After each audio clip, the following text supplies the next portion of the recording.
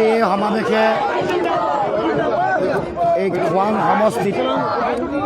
সমষ্টিত পৰিৱৰ্তনৰ বিজেপিক উৎখাত কৰাৰ যি ধুমুহাজাক আৰম্ভ হৈছে সেই ধুমুহাৰ যিটো ছুনামি ৰূপৰ আৰম্ভণি হৈছে আৰু ভাৰতবৰ্ষৰ অতি জনপ্ৰিয় শক্তিশালী নেত্ৰী তথা সৰ্বভাৰতীয় কংগ্ৰেছ দলৰ সাধাৰণ সম্পাদিকা প্ৰিয়ংকা গান্ধী ডাঙৰীয়ানীয়ে যথেষ্ট গুৰুত্বপূৰ্ণ কথা কৈছে, 5টা গেৰাণ্টিৰ কথা কৈছে আৰু তাৰ লগে লগে কেনেকৈ অসমত সাম্প্ৰদায়িক পৰিৱেশ চলাই ৰাখিছে, কেনেকৈ পৰিয়ালকেন্দ্ৰিক দুৰ্নীতি এগৰাকী মুখ্যমন্ত্ৰীয়ে চলায় অসমৰ সমাজ আৰু অসমৰ জনগণক সংকটৰ মাজলৈ ঠেলি দিছে, সকলো ধৰণৰ কথা কৈছে।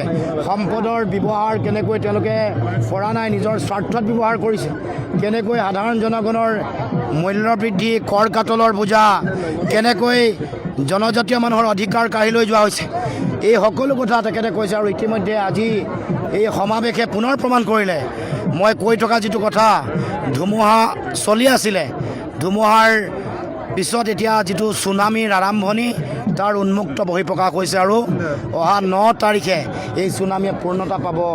কেৱল মাত্ৰ খোৱাং সমষ্টিতে নহয়, সমগ্ৰ অসমত এই ছুনামিৰ লহৰ আৰম্ভণি হৈছে। আজি তিনিগৰাকী গগৈ একত্ৰিত হৈছে। অখিল গগৈ ডাঙৰীয়া ইয়ালৈ আহিলে, তেওঁকো মই ধন্যবাদ জনাইছোঁ।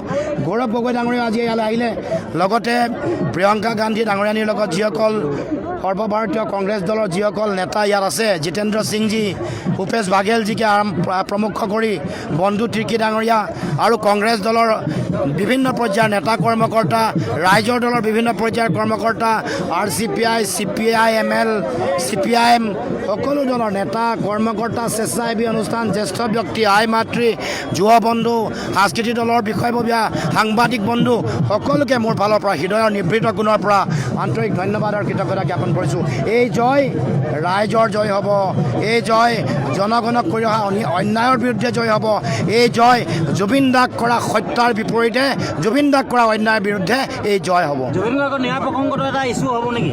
ইতিমধ্যে 5টা গেৰাণ্টিৰ ভিতৰত এটা আছেই।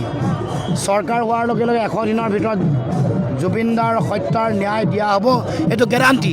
গতিকে 5টা গেৰাণ্টি এটা, গতিকে নিৰ্বাচনী ইছ্যু নহয়, এইটো এটা গেৰাণ্টি, কাৰণ এইটোক লৈ বিজেপি দলে আটাইতকৈ বেছি দুৰ্নীতি কৰিছে।